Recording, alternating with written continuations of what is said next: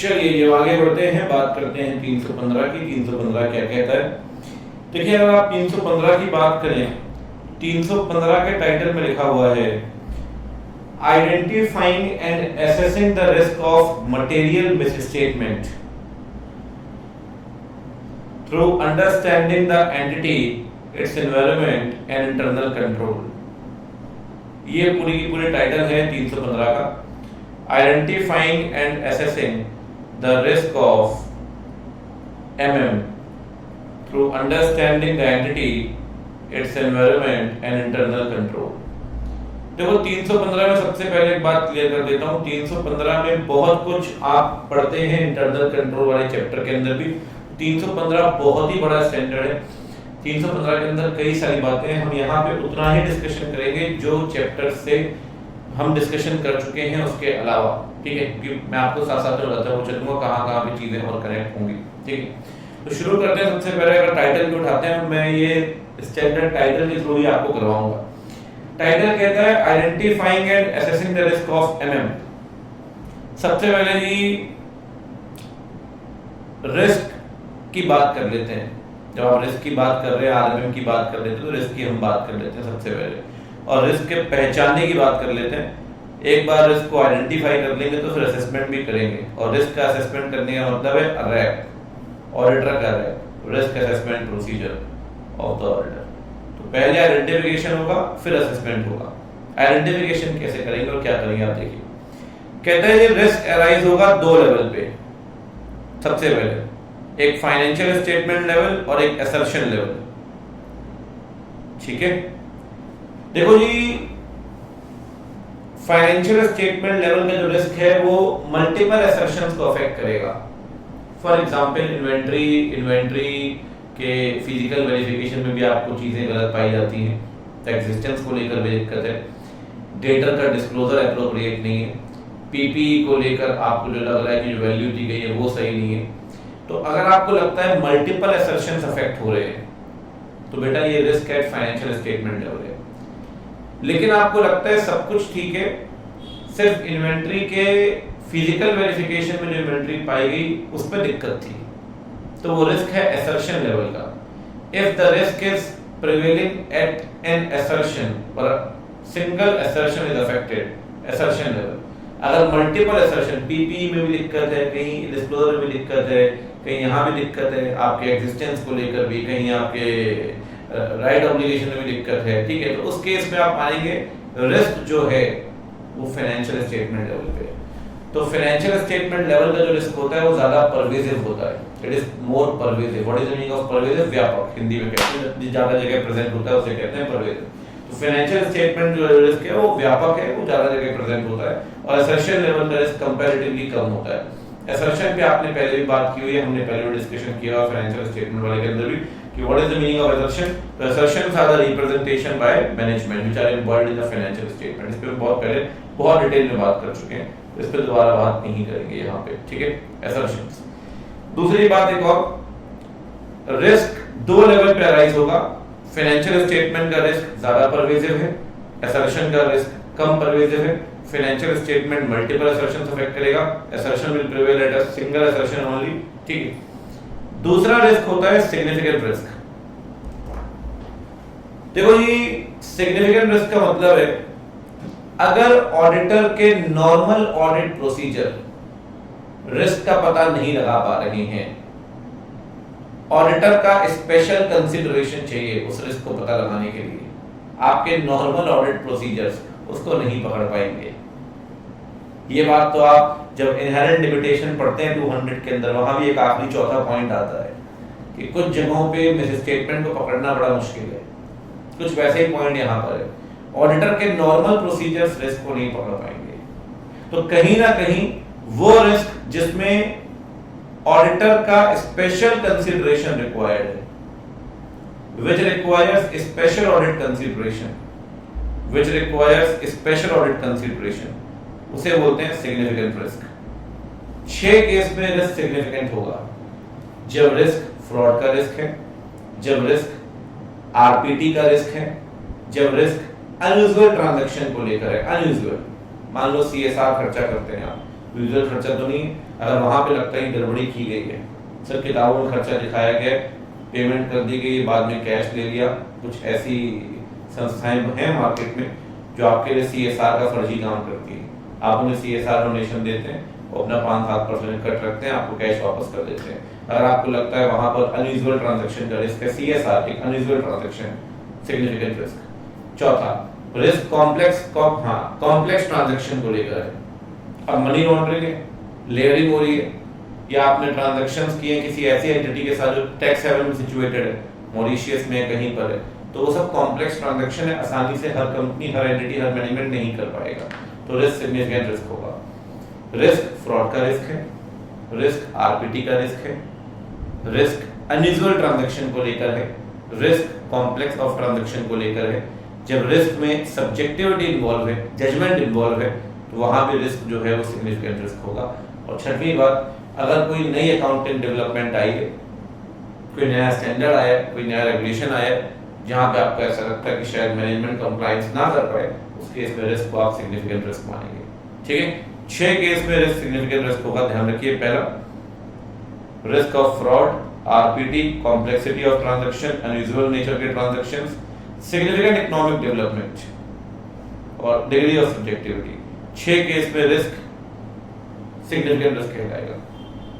एक बात और, अब भाई रिस्क आपका है, रिस्क आपने एसेस कर लिया, क्या रिस्क हर जगह हर टाइम पे सेम रहेगा? नहीं। अगर नए एविडेंसेस आते हैं तो रिस्क को रिवाइज करिए, ये आपकी जिम्मेदारी है। In case of new evidences obtained, you shall revise the risk and update the plan. Risk को रिवाइज करिए, प्लान को अपडेट करिए, ये आपकी जिम्मेदारी है। ठीक है, तो रिस्क का राइज होगा 2 लेवल पे। दूसरा, सिग्निफिकेंट रिस्क 6 केस में मानेंगे। तीसरा, जो रिस्क होगा उसे रिवाइज करें आप, कोई दिक्कत नहीं है। एक बात और, आइडेंटिफिकेशन के साथ साथ असेसमेंट भी करना पड़ेगा बेटे।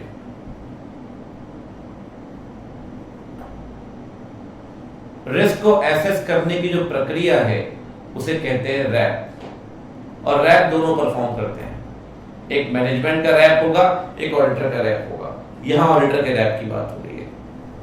ऑडिटर अपना रैप करता है, मैनेजमेंट अपना रैप करता है। मैनेजमेंट के रैप की बात होगी थोड़ी देर के बाद, जब इंटरनल कंट्रोल समझेंगे तब उनके रैप की भी बात होगी। अभी हम बात कर रहे हैं कंपैरेटिवली किसके, ऑडिटर के रैप की। ऑडिटर अपने रैप में क्या करेगा? 4 काम। पहला काम क्या करना है जी? पहला काम करना है इंस्पेक्शन, दूसरा करना है ARP, तीसरा करना है ऑब्जर्वेशन और चौथा करना है इंक्वायरी।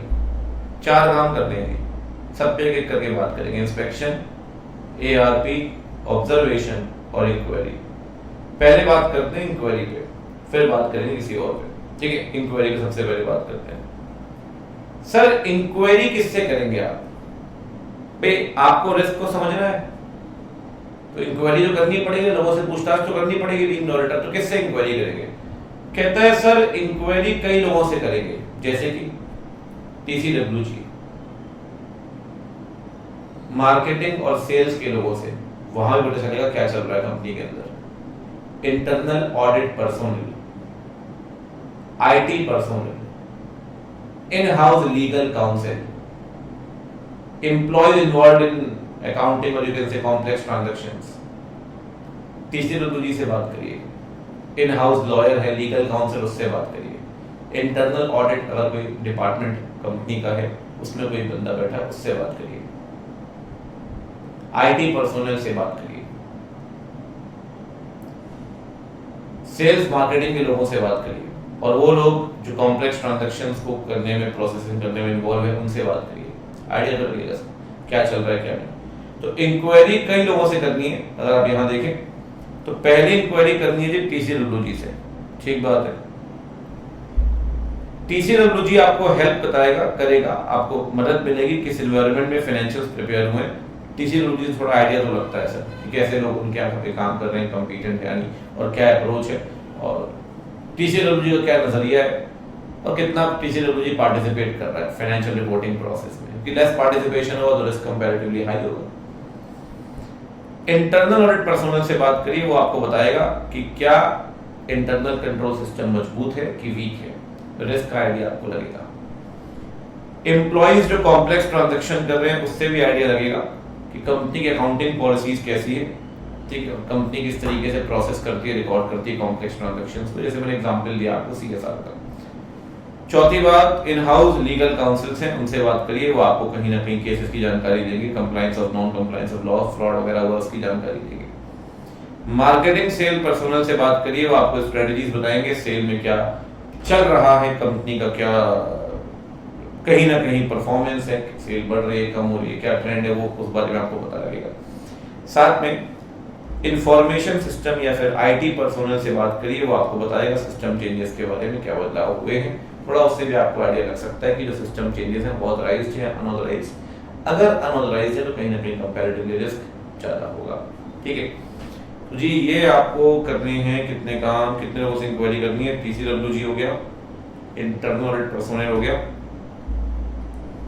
कॉम्प्लेक्स ट्रांजैक्शन वाले एम्प्लॉइज हो गए, इन हाउस लीगल काउंसिल हो गए, मार्केटिंग सेल के बंदे हो गए और आईटी पर्सनल्स हो गए, ठीक है। तो ये हो गया जी पहला काम। पहला काम कौन सा है जी? इंक्वायरी का।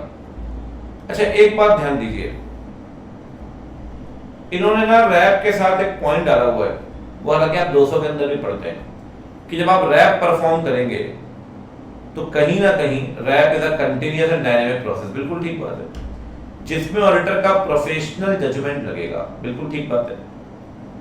और भाई ये बात तो हम ऐसे 200 के अंदर भी पढ़ते हैं कि प्रोफेशनल जजमेंट कब कब लगेगा, पीजे ये पढ़ा हुआ पॉइंट है आपका, ठीक है। मतलब एक तरीके से आप कह सकते हैं रिपीट टेलीकास्ट हो। RAP is a continuous and dynamic process and it involve professional judgement of the auditor.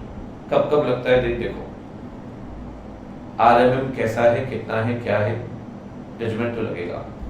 Materiality level क्या डिसाइड करोगे, जजमेंट तो लगेगा। अकाउंटिंग पॉलिसीज एप्रोप्रिएट है या नहीं, जजमेंट तो लगेगा, बिना उसके आप तय नहीं कर सकते। कहां कहां पे स्पेशल कंसीडरेशन रिक्वायर्ड है, जैसा कि आप सिग्निफिकेंट रिस्क के अंदर पढ़ के आ रहे थे, कहां कहां मतलब आप कह सकते हो एक तरीके से कौन कौन से सिग्निफिकेंट एरियाज हैं, जजमेंट तो लगेगा। दूसरी बात, एआरपी के वक्त एक्सपेक्टेशन डेवलप करते हैं, आपने 520 में मेरे से पढ़ा हुआ, ट्रेंड देखते हैं पिछले सालों के, ट्रेंड के आधार पर एक्सपेक्टेशन डेवलप करेंगे और एक्सपेक्टेशन को रिकॉर्ड वैल्यू से कंपेयर करते हैं, अगर एब्नॉर्मल फ्लक्चुएशंस होंगे तो मैनेजमेंट से बात करते हैं और ऑल्टरनेटिव प्रोसीजर इंप्लीमेंट करते हैं। तो एक्सपेक्टेशन डेवलप करने जजमेंट तो लगेगा। अगर 315 के अंदर आपने रिस्क को देखा है, रिस्क ज्यादा है कम है किस लेवल का है वो आपने देखा है, तो रिस्पॉन्ड तो करना पड़ेगा सब्सटेंटिव की रूपरेखा तय करके, जैसा रिस्क होगा वैसे ही सब्सटेंटिव की नेचर, टाइमिंग और एक्सटेंट होगी 330 के अंदर। तो रिस्पॉन्स कैसा होगा, सब्सटेंटिव का नेचर कैसा होगा, टाइमिंग क्या होगी और किस हद तक होगा, जजमेंट तो लगेगा। डिजाइनिंग फर्दर ऑर्डर प्रोसीजर्स और एविडेंस कब सफिशिएंट है, कब एप्रोप्रिएट है, जजमेंट तो लगेगा। When it is sufficient, when it is appropriate, judgement तो लगेगा। तो रिस्क के अंदर जजमेंट लगेगा, मटेरियलिटी लेवल करते वक्त, फिक्स करते वक्त, अकाउंटिंग पॉलिसी एप्रोप्रिएट है या नहीं, जजमेंट लगेगा। कौन कौन सिग्निफिकेंट एरियाज हैं वहां जजमेंट लगेगा। एक्सपेक्टेशन डेवलप करते हो जजमेंट लगेगा। रिस्पॉन्स डिजाइन करेंगे आरएमएम को देख के, फर्दर सब्सटेंटिव प्रोसीजर की डिजाइनिंग करोगे आप एनटी की, जजमेंट तो लगेगा। और ऑडिट एविडेंस सफिशिएंट है या नहीं, एप्रोप्रिएट है या नहीं, जजमेंट तो लगेगा। इन सारी जगहों पर जजमेंट तो लगेगा। तो कभी मैं कहता हूं इन केस कभी क्वेश्चन आ जाएगा, और तो आप ये पहले पढ़ चुके हैं कि RAP is a continuous and dynamic process, it involves professional judgement, so in which areas the professional judgement is involved, तो आप ये लिख सकते हैं, ठीक है। तो अभी तक हमने रैप के अंदर सिर्फ ये रैप के जजमेंट की बात की है और बात की है इंक्वायरी की अभी तक, ठीक है ना। चलिए जी अब आगे बढ़ते हैं। इंक्वायरी के बाद अगला है, नेक्स्ट इज इंस्पेक्शन। देखिए जी, अगर इंस्पेक्शन की बात करें तो इंस्पेक्शन किस चीज़ का करेंगे और ऑब्जर्वेशन किस चीज़ का करेंगे, दोनों को साथ लेके चलते हैं इंस्पेक्शन ऑब्जर्वेशन में। देखिए सबसे पहले अगर बात करें तो इंस्पेक्शन ऑब्जर्वेशन किसका होगा? सबसे पहले एंटिटी के जो ऑपरेशंस हैं आप उसे ऑब्जर्व कर सकते हैं कि एंटिटी जो भी अपनी वर्किंग कर रही है वो किस तरीके से कर रही है, क्या उनके ऑपरेशंस हैं, उसे आप ऑब्जर्व करें। दूसरी बात है कि इंस्पेक्शन की जहां तक बात है तो इंस्पेक्शन के लिए डॉक्यूमेंट्स चेक करिए, ठीक है। अब documents can be the records, the internal control manuals होते हैं, ठीक है, एंटिटी के अपने, जिसमें वो गाइड करते हैं अपने स्टाफ को कि भाई किस तरीके से आपने काम करना है। तो डॉक्यूमेंट्स आप इंस्पेक्ट कर सकते हैं। साथ में अगर कोई रिपोर्ट मैनेजमेंट ने बनाई है तो वो आप इंस्पेक्ट कर सकते हैं, चाहे आपकी क्वार्टरली मैनेजमेंट रिपोर्ट हो। मैनेजमेंट रिपोर्ट्स कई तरह की बनती हैं, ठीक है ना। बोर्ड मीटिंग के मिनट्स बनते हैं, वो भी आप चेक कर सकते हैं, ठीक है। और साथ में ऑब्जर्वेशन में प्रेमाइस और प्लांट फैसिलिटीज आप देख सकते हैं किस तरीके से वर्किंग चल रही है, तो उससे थोड़ा सा इंटरनल कंट्रोल का आइडिया आपको लगता है। तो बेसिकली आप कह सकते हैं यहाँ पे इंस्पेक्शन में 2 पॉइंट आ जाएंगे, एक तो डॉक्यूमेंट और एक reports prepared by the management, ठीक है। Reports can be the quarterly management reports, interim financial statements, ये सब इसी का पार्ट है। ये आपने 560 बाय 70 के अंदर भी आप पढ़ते हैं सब, ठीक है। और साथ में कई बार मिनट्स हैं बोर्ड मीटिंग के, ये भी आप चेक करते हैं। तो इंटरिम फाइनेंशियल्स हो गए, इंटरिम रिपोर्ट्स हो गई, बोर्ड रिपोर्ट हो गई, बोर्ड मीटिंग के मिनट्स हो गए, ये सब आप चीज़ें चेक कर सकते हैं। तो इंस्पेक्शन में आ गई डॉक्यूमेंट्स और रिपोर्ट्स, और ऑब्जर्वेशन में एंटिटी के ऑपरेशंस जो हैं वो आप देख सकते हैं। साथ में जो प्रेमाइस है, जो फ्रांस फैसिलिटीज हैं, वो आप देख सकते हैं। तो इंस्पेक्शन में डॉक्यूमेंट्स प्लस रिपोर्ट्स, ऑब्जर्वेशन में operations plus premise and the plant facilities you can observe, ठीक है जी। तो ये आ जाता है आपका इंस्पेक्शन और इंक्वायरी। तो इंस्पेक्शन इंक्वायरी डन। साथ में मैंने आपसे कहा कि ऑब्जर्वेशन भी इसके सामने कर दिया। अब बचता है एआरपी। तो यार रैप में आपने करनी है 4 चीजें, inspection, observation, ARP, inquiry. Inquiry किनके साथ करनी है हमने बात कर ली, इंस्पेक्शन 2 चीजों का, ऑब्जर्वेशन 2 चीजों की। अब बात कर लेते हैं सबसे पहले एआरपी की। एआरपी में क्या करेंगे सर? देखो एआरपी में बड़ी सिंपल सी बात है, अगर आप 520 देखेंगे तो आपको वहां पे देखने को मिलेगा कि 520 में जब हम एआरपी परफॉर्म करते हैं तो 2 तरह के टेक्निक्स मेजर चलती हैं। वैसे 4 टेक्निक्स होती हैं, 2 मेजर चलती हैं, एक तो ट्रेंड एनालिसिस और एक रीजनेबलनेस टेस्ट। तो ट्रेंड एनालिसिस में हम पिछले सालों का ट्रेंड देखते हैं, उसके हिसाब से एक्सपेक्टेशन लगा के फिर कंपैरिजन करते हैं। लेकिन रीजनेबलनेस टेस्ट में नॉन फाइनेंशियल इंफॉर्मेशन होती है, नॉन फाइनेंशियल, ठीक है ना। तो जब आप एआरपी परफॉर्म करेंगे, यहां पर भी जब आप एआरपी परफॉर्म करेंगे तो information can be financial as well as non financial, दोनों ही इंफॉर्मेशन कंसीडर की जाएंगी, ठीक है। साथ में एआरपी हम इसलिए परफॉर्म करते हैं, एआरपी कुछ ऐसी चीजों को सिग्निफाई करता है जिसे आप नॉर्मल प्रोसीजर से नहीं पकड़ सकते, इसीलिए एआरपी बड़ा जरूरी है सर परफॉर्म करते वक्त ऑडिट प्रोसीजर्स को। तो एआरपी कहीं ना कहीं आपको हेल्प करेगा उन चीजों के लिए जिसके लिए आपको पहले से नहीं पता था। साथ में ऐसे ट्रांजैक्शंस, ऐसे इवेंट्स या ऐसे रेशियोज, आपने रेशियोज ही कंपेयर किए हैं, फॉर एग्जांपल इस साल के रेशियोज पिछले साल के साथ, या आपने कैश का सेंसिटिविटी एनालिसिस किया है पिछले महीनों के कि भाई कितना कैश आया कितना गया, उससे पता लगता है यार कि क्या कुछ मिस स्टेटमेंट है, क्या कुछ गड़बड़ी हो रही है, क्या वहां पे कोई दिक्कत है।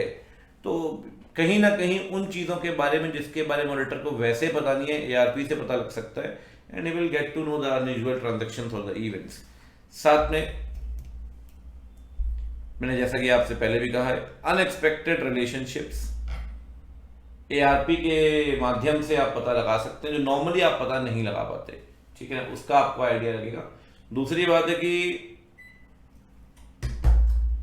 जब आपको अनएक्सपेक्टेड रिलेशनशिप्स देखने को मिलेंगी, भाई पिछले सालों में आप सैलरियां दे रहे थे 5 करोड़, हर साल की 10% की इंक्रीमेंट थी, लेकिन इस बार आपने सैलरी दी है 12 करोड़ रुपए, तो अनएक्सपेक्टेड रिलेशन है यहाँ पे। इस केस में कहीं कोई रिस्क तो नहीं है, उसका आइडिया आपको लगेगा। तो बेसिकली ये 520 का आप कनेक्ट करेंगे तो बड़ी आसानी से आपको समझ में आएगा। तो कहता है अनएक्सपेक्टेड रिलेशनशिप्स अगर हैं तो you will get to know the RMM, और आरएमएम में कहीं फ्रॉड तो नहीं है, उसका भी आइडिया आपको लगता है। तो बेसिकली सबसे पहली बात, जब एआरपी परफॉर्म करेंगे तो फाइनेंशियल नॉन फाइनेंशियल दोनों इन्फॉर्मेशन देखनी है। दूसरी बात वो बात पता लगी इसके बारे में ऑडिटर को जनरली नहीं पता, और कहीं ना कहीं अनयूजुअल ट्रांजैक्शन जिसके बारे में ऑडिटर को नॉर्मल प्रोसीजर से पता नहीं लगता, और अगर इनकंसिस्टेंट रिलेशन हैं तो there can be a chance of fraud also. और पांचवी बात, देखो एआरपी जहां तक बात है तो एआरपी से आपको कहीं ना कहीं एक ब्रॉड इंडिकेशन मिलता है। ब्रॉड, जनरली हम ये नहीं मानते कि भाई एआरपी ही एसएनडे एविडेंस देगी और एआरपी के आधार पे आप रिपोर्ट कंक्लूड कर दो या आप रिपोर्ट मॉडिफाई कर दो। ARP will perform a broader view कि भाई ये सिचुएशंस हैं, ये फिगर्स हैं, ये रेशियो के कंपैरिजंस हैं, ये हमने बजट के साथ कंपैरिजन किया है, ये हमने पीयर एंटिटीज हैं इंडस्ट्री के आपके सिमिलर जो बिजनेस कर रही हैं उनके साथ कंपैरिजन किया है। तो कहीं ना कहीं you will get to know the overview, तो it will provide a broader view.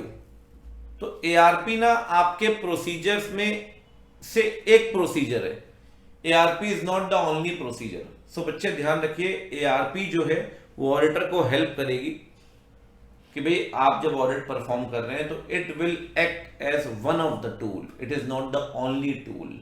और सिर्फ एआरपी के आधार पे चीजें कंक्लूड नहीं करनी। तो एआरपी बहुत स्पेसिफिक चीजें नहीं बताती, it will only provide a broad indication.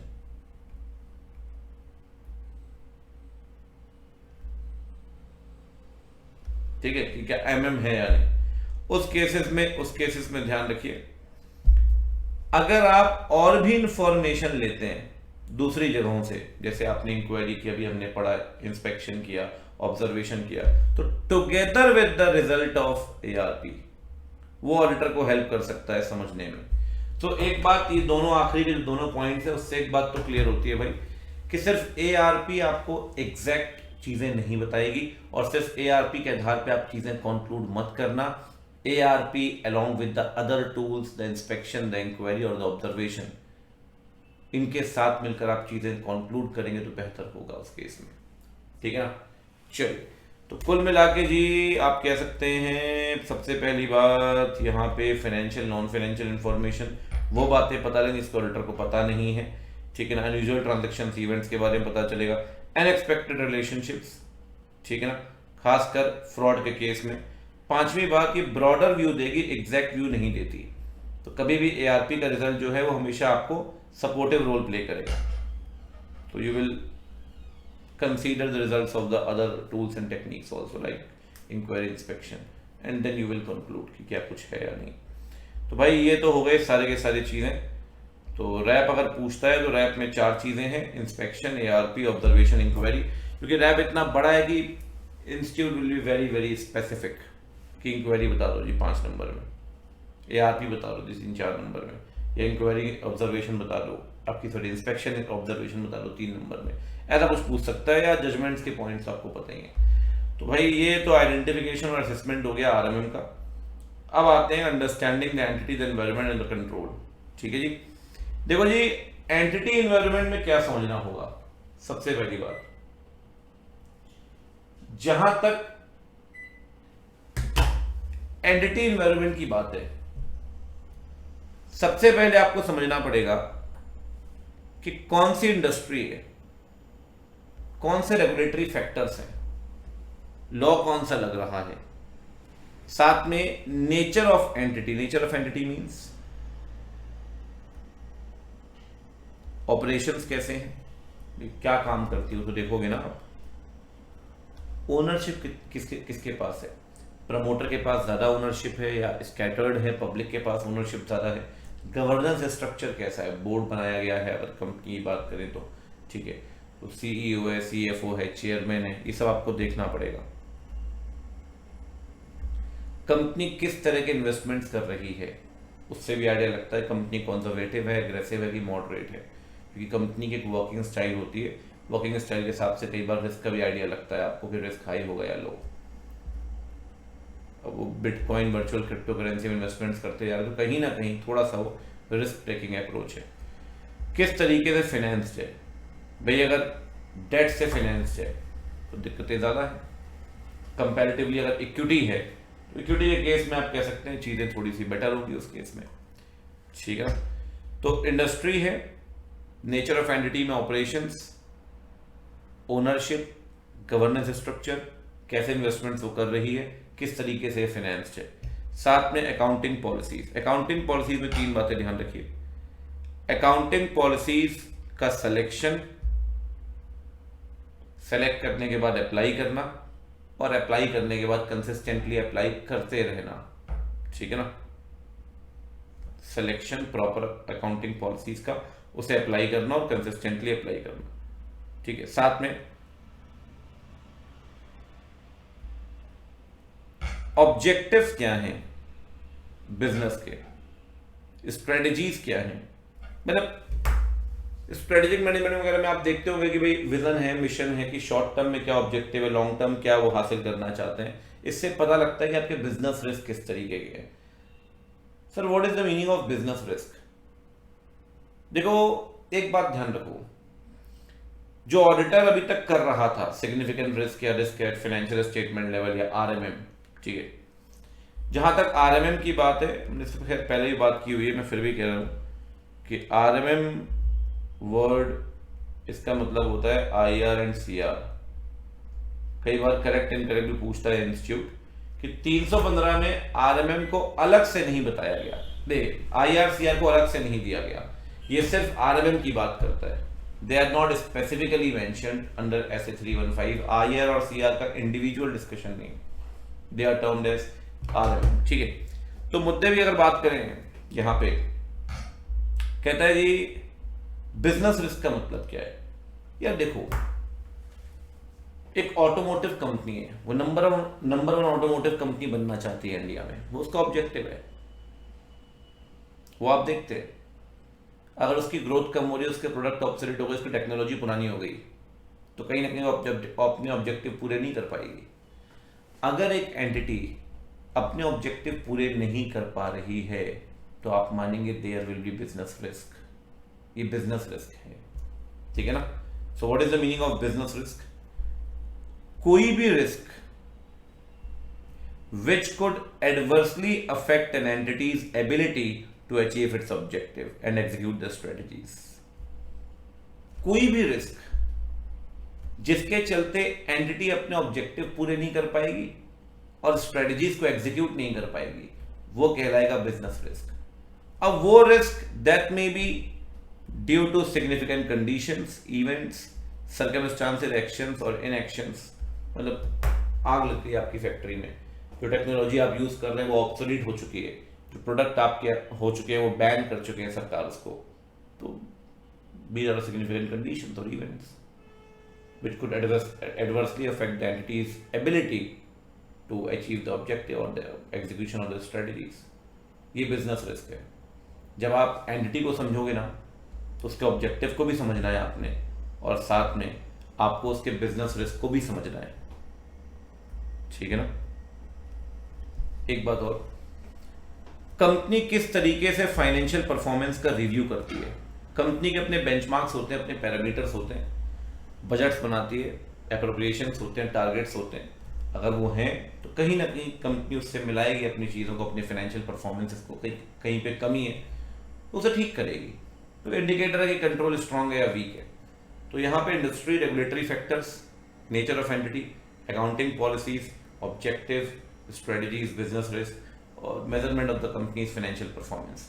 Entity के अंदर अपने खुद के 4 पॉइंट है, 4 बल्कि 5 कह सकते हैं आप। ऑपरेशंस, ओनरशिप, गवर्नेंस, किस तरह के इन्वेस्टमेंट वो कर रही है और किस तरीके से वो स्ट्रक्चर्ड है या फाइनेंस्ड है, डेट से आया है या इक्विटी मिल रही है, वो सब चीज़ें, ठीक है। तो ये तो हो गई जी आपकी कहानी एंटिटी एनवायरनमेंट की, अंडरस्टैंडिंग एंटिटी एंड एनवायरनमेंट। तो समझ लिया एंटिटी और एनवायरनमेंट को। आगे लिखा है इंटरनल कंट्रोल को भी समझिए। इंटरनल कंट्रोल के लिए क्या क्या समझना पड़ेगा सर? इंटरनल कंट्रोल के लिए समझना पड़ेगा कि डिजाइनिंग और इंप्लीमेंटेशन प्रॉपर है या नहीं, क्या कंपनी में कंट्रोल एनवायरनमेंट है, क्या ceramic components of internal control, उस पर नहीं जा रहा हूं मैं आपसे पहले जाऊँ, चैप्टर का पार्ट से वही रखते हैं। ऑल दो 315 में कंट्रोल एनवायरनमेंट का मतलब क्या? कंपिटेंट स्टाफ होगा, TCWG पार्टिसिपेट करेगा, एथिकल वैल्यूज को कम्युनिकेट करोगे, इन्फोर्स कराओगे, ओपन कम्युनिकेशन चैनल्स होने चाहिए, तो there must be proper control environment. नीचे एक पॉइंट लिखा हुआ है हालांकि, culture of honesty and ethical behaviour. और कंट्रोल एनवायरनमेंट मजबूत है, और अगर कोई कमियां हैं तो वो देखिए। तो पहला, design implementation of the control environment, culture of honesty, ethical behaviour. क्या मजबूती है, क्या कमियां हैं, वो आपको देखनी है। ठीक है जी, चलिए।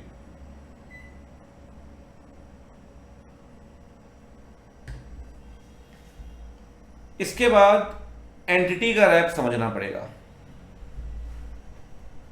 हमने अपना रैप तो परफॉर्म कर लिया भाई, ऊपर ये ऑडिटर का रैप है। अब आपको एंटिटी का रैप देखना पड़ेगा। एंटिटी के रैप में आपको देखनी है 4 चीजें।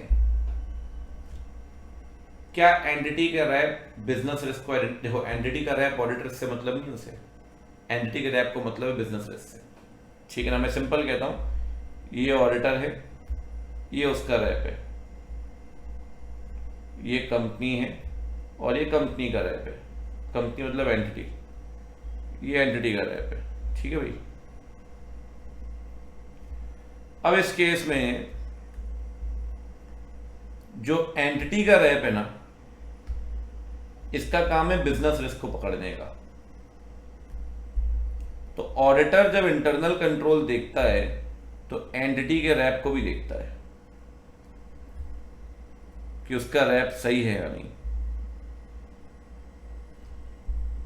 जब आप रैप देखोगे कुछ बातें पता लगेंगी, जैसे कि क्या एंटिटी ने रैप परफॉर्म किया है या नहीं। ऐसा हो सकता है, क्या पता परफॉर्म किया हो, क्या पता परफॉर्म ना किया हो।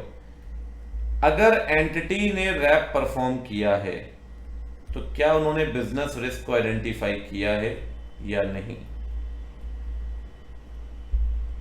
भाई अगर रैप ही परफॉर्म नहीं किया आपने तो आप बोलिए कि रैप परफॉर्म करें, और नहीं करते तो कंट्रोल वीक है, ऑब्वियस सी बात है। If the RAP is not performed, in that case you should have discussion with the management और ऑब्टेन WR।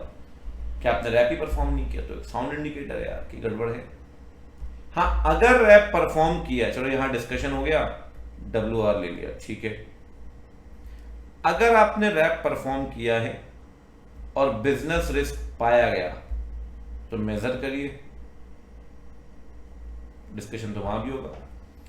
लेकिन अगर उनको बिजनेस रिस्क नहीं लगता है सब कुछ बढ़िया, कोई बिजनेस रिस्क नहीं है, लेकिन ऑडिटर भी अपना रैप परफॉर्म करेगा,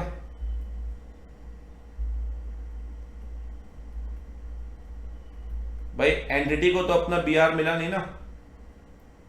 क्या ऑडिटर को BR मिला है क्या?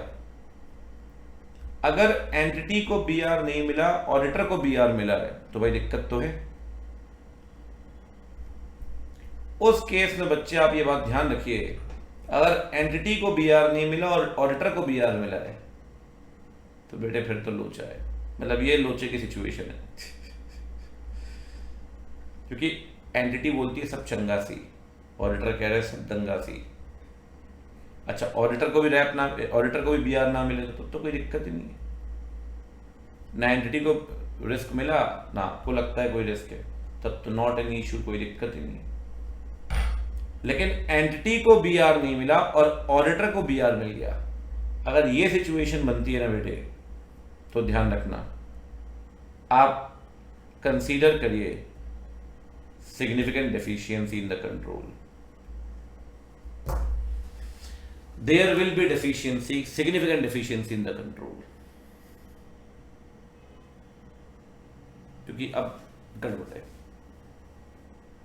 आपको कोई लगता है कोई BR है ही नहीं, उसको लगता है BR है, सिग्निफिकेंट डिफिशियंसी। ठीक है, तो जी ये हो गया आपका रिस्क ऑटोमेटेड। तो आप बहुत जगह पढ़ते हैं कि देखो भाई कंट्रोल मैनुअल भी हो सकता है, ऑटोमेटेड भी हो सकता है। ऑटोमेटेड कंट्रोल के अपने कई सारे रिस्क हैं कि undue reliance on the faulty software, inaccurate processing of data, misuse of powers by the IT personnels, potential loss of data, unauthorized access, failure to make changes in the master files. These are some of the disadvantages और you can say risk of automated environment. मैंने starting में भी कहा था, बीच में कहा था, फिर कह रहा हूँ 315 कंप्लीट नहीं है। जितना यहाँ था वो मैंने कराया है। इसके अलावा चैप्टर में है 315 कंट्रोल का चैप्टर में, कंट्रोल के चैप्टर में मतलब आप कह सकते हैं इसके अलावा जो बचता है वो बेसिकली बचता है कंपोनेंट ऑफ इंटरनल कंट्रोल। उसके लिए आपको चैप्टर रेफर करना पड़ेगा। बाकी जितने भी स्टैंडर्ड है वो कंप्लीट है। इस रिवीजन में जितने भी स्टैंडर्ड्स बाकी हैं वो सारे कंप्लीट है, बस यहाँ पे जो है ये वो है। ठीक है, तो ये हो गया जी मेरी तरफ से 315। अब ऑब्जेक्टिव पढ़ लो, ऑब्जेक्टिव फॉर्मेलिटी है यार, आपने इतना कुछ पढ़ लिया है। To identify and assess the risk of MM, सही बात। अब आरएमएम मिलेगा, ठीक है, आगे हम रिस्पॉन्स को डिजाइन करेंगे। It will provide a basis for designing the responses. तो आरएमएम कैसे मिलेगा अभी पढ़ कर आए आप। By understanding the entity environment and the control. RMM मिलेगा तो फाइनेंशियल स्टेटमेंट लेवल पे, असर्शन लेवल पे। So what is the objective of 315? To identified and assess the RMM and to design the response for this। ठीक है, so we are done with 315। 315 हो चुका है जी, ठीक है, डन।